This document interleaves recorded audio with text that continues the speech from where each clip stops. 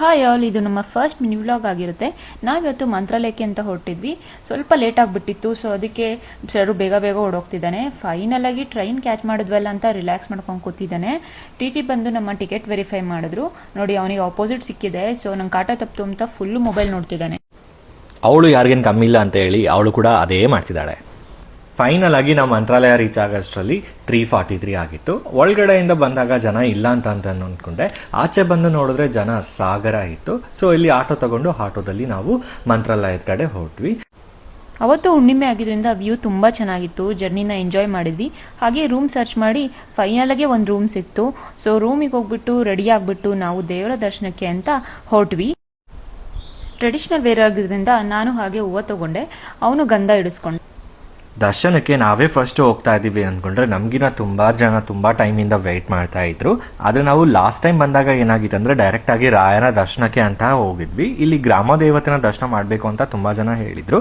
So ಆ ರೀಸನಿಂದ ನಾವು first ಅದು ಗ್ರಾಮ ದೇವತೆನ ದರ್ಶನ ಮಾಡಿಕೊಂಡು ಹೋಳಾಗೋದ್ವಿ. ಅಲ್ಲಿ ದರ್ಶನ ಮಾಡಿಕೊಂಡು ಮಂತ್ರಾಕ್ಷತೆಯನ್ನು ಇಸ್ಕೊಂಡು ನಾನೊಂದು ವುಡನ್ ಬಾಕ್ಸ್ ತೊಗೊಂಡಿದ್ದೆ ಮಂತ್ರಾಕ್ಷತೆ ಹಾಕಬೇಕು ಅಂತ.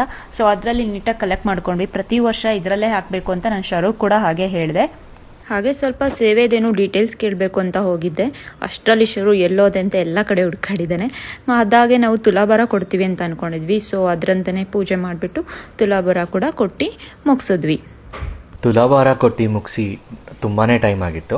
ಸೊ ಇನ್ನೇನು ಪ್ರಸಾದ ಟೈಮ್ ಆಗಿರೋದ್ರಿಂದ ಸೊ ಡೈರೆಕ್ಟಾಗಿ ಪ್ರಸಾದಕ್ಕೆ ಅಂತ ಹೊರಟ್ವಿ. ಸೊ ಅದಾದಮೇಲೆ ಮುಗಿಸ್ಕೊಂಡು ಬರೋಷ್ಟರಲ್ಲಿ ಈ ಹುಡುಗಿರ್ ಗೊತ್ತಲ್ಲ, ಶಾಪಿಂಗ್ ಎಲ್ಲೋದ್ರು ಶಾಪಿಂಗ್ ಬೇಕು, ಮಾಡೋಣ ಅದು ಮಾಡೋಣ ಇದು ಮಾಡೋಣ ಅಂತ ಹೇಳ್ಬಿಟ್ಟು ಮಾಡ್ತಾ ಇರ್ತಾರೆ. ನೆಕ್ಸ್ಟ್ ನಾವು ಆಟೋ ಮಾಡಿಕೊಂಡು ಅಭಯ ಆಂಜನೇಯ ಟೆಂಪಲ್ಲು, ಪಂಚಮುಖಿ ಆಂಜನೇಯ ಟೆಂಪಲ್ಲು, ಮತ್ತು ಹಾಗೆ ರಾಯರು ಜಪ ಮಾಡ್ತಿದ್ದಂಥ ಜಪದ ಕಟ್ಟೆ, ಹಾಗೆ ಬಿಚ್ಚಾಲಮ್ಮನ ದೇವಸ್ಥಾನ ಇತ್ತು. ಸೊ ಅದನ್ನು ನೋಡಿಕೊಂಡು ನನಗೆ ಹಾಗೆ ರಾಯರ ಚರಿತ್ರೆ ಒಂದು ಬುಕ್ ತೊಗೋಬೇಕು ಅಂತ ಇತ್ತು. ಸೊ ಅದನ್ನು ತಗೊಂಡು ನಾವು ನೆಕ್ಸ್ಟು ಅಪ್ಪಣ್ಣಾಚಾರ್ಯರ ಮನೆ ಇತ್ತು. ಇಲ್ಲಿ ರಾಯರು 13 ವರ್ಷಗಳ ಕಾಲ ನಿಲ್ಲಿಸಿದ್ರಂತೆ. ಸೊ ಅದನ್ನು ನೋಡಿಕೊಂಡು ಅಲ್ಲಿ ಒರಿಜಿನಲ್ ಫೋಟೋ ರಾಯರದು ಮತ್ತು ಒರಿಜಿನಲ್ ಸಿಗ್ನೇಚರ್ ಅಂತ ಒಂದು ಫೋಟೋ ಇತ್ತು. ಅದನ್ನು ಕೂಡ ಪರ್ಚೇಸ್ ಮಾಡಿ ನಾವು ಬೆಂಗಳೂರು ಕಡೆ ಹೊರಟ್ವಿ. ಸೊ ಇದಾಗಿತ್ತು ನಮ್ಮ ಫಸ್ಟ್ ಮಿನಿ ವ್ಲಾಗ್.